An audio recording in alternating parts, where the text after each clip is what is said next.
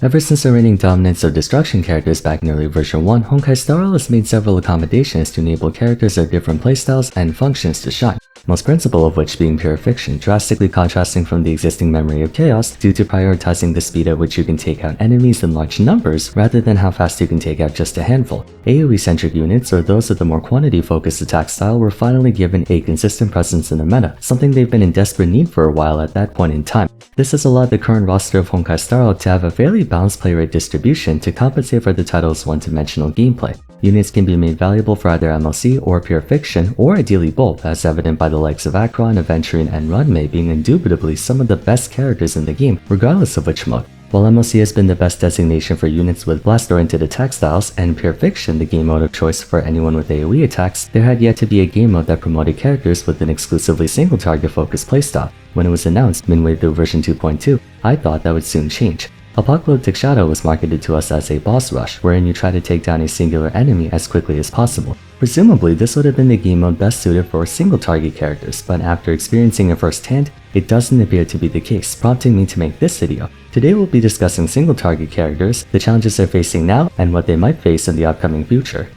For the record, this video is not me bashing on Hoyo for bad design or anything like that. Rather, it's a discussion of the current meta of the game. Like I said in my endgame modes video, Apoc Shadow is a great addition because more endgame content is always better. Just wanted to establish that before we continue. On that note, further elaborating more on Apoc Shadow, though it delivers on what it said it would by making the win condition based on killing the big bad, in the first iteration's case being Cocolia and Argenti, it never explicitly stated that you'd be fighting just them. As you know, most bosses in Honkai Star Rail rarely, if ever, consist of an enemy in isolation. In all likelihood, they're backed up by mooks or additional enemies on the side, as is the case for the first Apoc Shadow cycle. Not only do you want to destroy the adds to prevent them from dealing damage, but in this case, it's almost obligatory to, as by doing so you unlock elemental vulnerabilities within the main target and increase the damage you deal to them, coinciding with the gimmick of version 2.3 being break and super break damage. The premise of dealing with enemies on the side is practically ubiquitous. Looking at the Echo of War bosses, the Doomsday Beast consists of 3 subcomponents before you get to strike the actual boss. Cocolia frequently spawns her ice pillars that can deal additional damage and be a general nuisance. Fantilia spawns those flowers that can apply a range of debuffs to your party, and by destroying them you can gain benefits like a small battery or extra skill points. The Propagation Swarm Beetle dude guy that annihilated whole civilizations and planets who's just chilling in Runmei's basement for shit and giggles can spawn a bunch of mini beetles, and killing them will deal damage to the main one. Then Mr. Sunday has 4 extra dudes that can be targeted, which you definitely want to in light of them being responsible for 2 of his major attacks. Beyond weekly bosses, you're almost never in a scenario where you're fighting purely just one mook, as several major enemies have a method of instantiating more targets for you to worry about, even if said targets are not actual enemies, like the cages the memory zone meme traps your units in, the Abondir's roots, or Svarog's arm thingamadoohickey. Not just that, but many bosses not only have side enemies accompanying them, but they continuously spawn more enemies. You don't just take them out once and then go to town on the big bad, you're expected to keep taking them out. I think the only real single target units are Kafka and Sam. Currently, there are a few instances where you're legitimately fighting just one enemy, meaning a party consisting of strictly single target DPS is not just impractical but detrimental in Honkai Star Rail, and we've seen that firsthand. Blast and AoE units have no doubt enjoyed the abundance of enemies to target as they can get the most out of their DPS. An extra noteworthy benefit is that most of them can still deal significant damage to just one target. Kafka and Black Swan are capable of shredding groups of enemies to pieces, but they can also concentrate all of their dot debuffs on the Henhancho, which may not result in the same total numbers in theory, but still be more than sufficient in practice. Same goes for Akron. She can explode one enemy as effectively as she can explode 5 with her ultimate. In essence, AoE characters are most efficient versus a full house, but they can still do adequate DPS against one enemy. Single target characters, on the other hand, are more restricted in this department. They can only attack one enemy at a time, non-negotiable. By itself, that's not necessarily a bad thing. Generally speaking, the dynamic is that if blast attackers dealt 100% to the main target and 50% to adjacent ones, and if AoE attackers dealt 50% to all 5 enemies, then single target attackers should be able to do 200% to the main target to offset their inability to damage multiple enemies. Technically this holds true, but when taking circumstance under advisement, the validity of that thought process diminishes. Balancing single target versus multi-target has always come down to the win condition of a fight. Obviously in a boss battle you have a main target, but on occasion they might summon additional enemies to increase their DPS against you, or to lower your DPS against them, as is the case for the majority of bosses in Star Rail. A well-designed turn-based RPG will create situations that demand you to concentrate damage against one target or spread that damage against groups of enemies at equal measure, while then subsequently giving the player ample means of doing so, placing the onus on them to figure out how to make the best use of their turn. Where this becomes a problem for single target is that, unlike other RPGs where the player is indeed capable of performing both at the same time, such options not always available in Starro.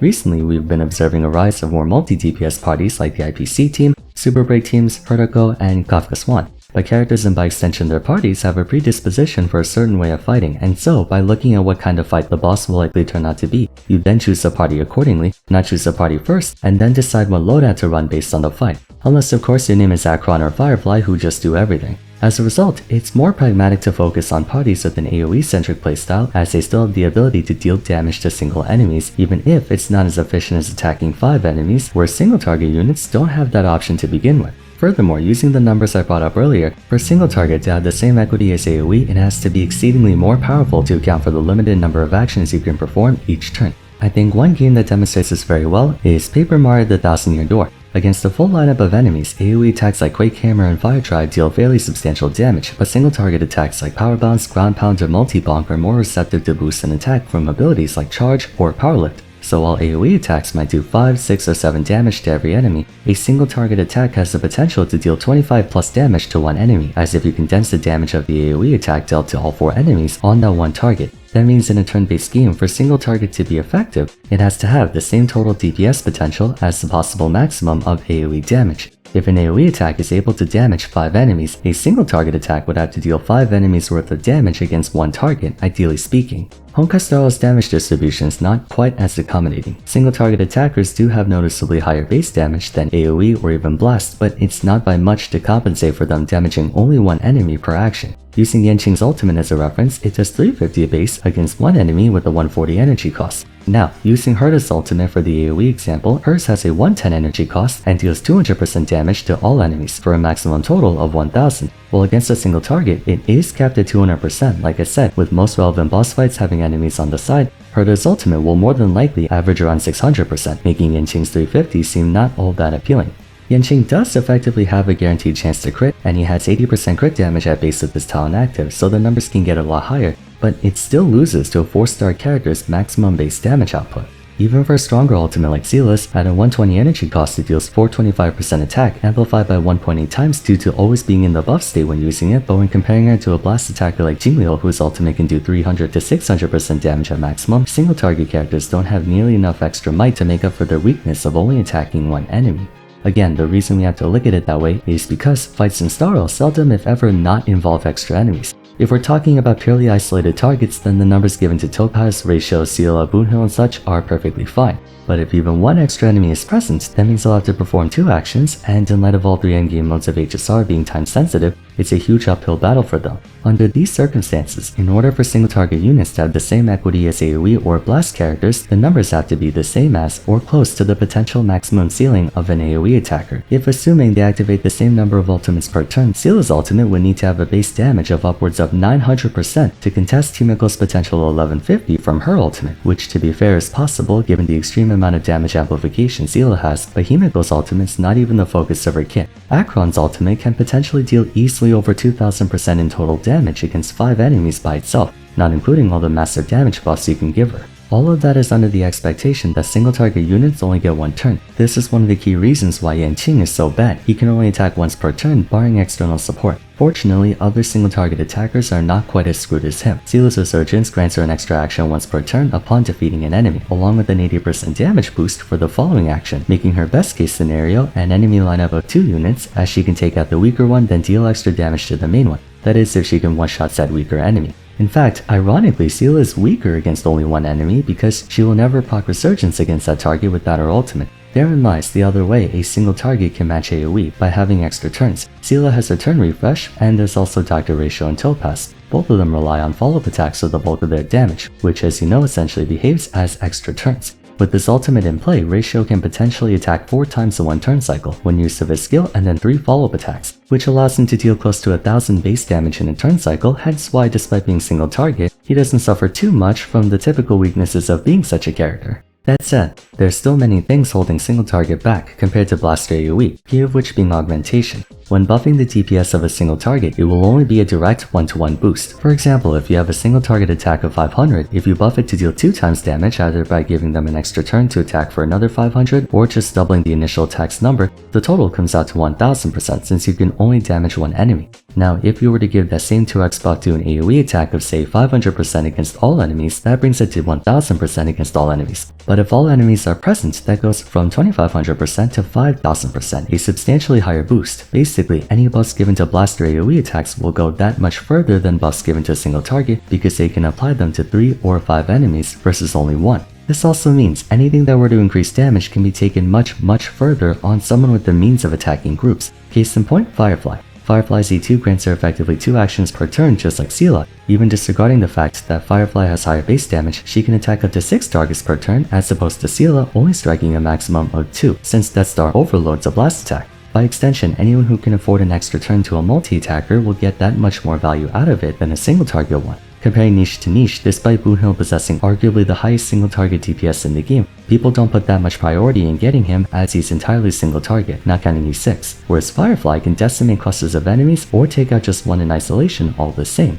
To repeat, none of this would be an issue if we had actual scenarios of just one enemy. The only reason single target characters are at a disadvantage is because they're forced to play in an environment not corresponding to what they specialize in. To make matters worse, these summons are not minor inconveniences that you have the luxury of ignoring. For some of them, you have to take them out to advance the game state. Back to my Paper Mario analogy, I've been playing the remake for a while now, that's why I'm mentioning it. The Chapter 5 boss Cortez has a phase where he summons 4 weapons that fight alongside him in battle, and though taking those weapons out is definitely beneficial, you can also just ignore them and go straight for the head since when Cortez dies, the weapons go down with him. But in Honkai Star Rail, for many cases, taking out the main boss does not end the fight. Alternatively, those extra enemies might reduce the damage you deal to the main boss, or sometimes outright block you from damaging them or reducing their toughness gauges. You have to take them out first, making blast and AoE attacks that much more essential.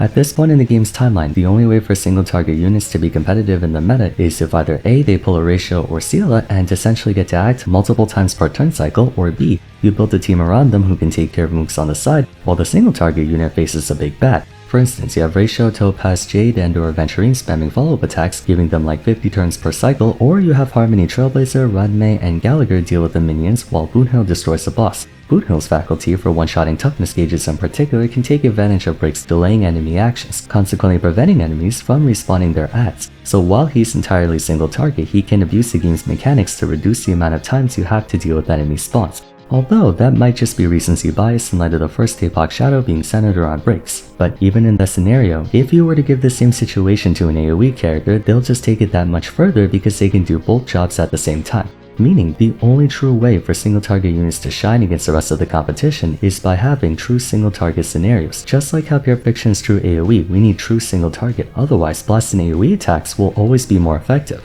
Is that necessarily a bad thing? Yes and no. On one hand, if from this point onwards they give everyone blast and AoE attacks, or they make single target units with loopholes like Ratio, then that's perfectly fine. On the other hand, I feel like in the long run, it can damage character variety and result in the decline of the single target units we already have. Seela, Ratio, Silver Wolf, Boothill, Topaz, if and when they release AoE versions of these characters, which they sort of already have done or are in the process of doing, that might be a death sentence for those characters in terms of representation. I was under the impression that Apocalyptic Shadow would be the true single target game mode, but after seeing the first iteration of it, and from what a little birdie has told me about the next Apocalyptic cycle, MLC feels more single target focused than Apoc. So I guess we need a 4th game mode. Hey, let's go!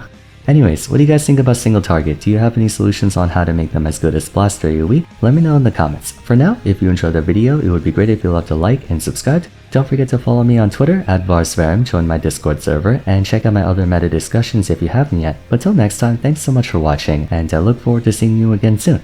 Take care.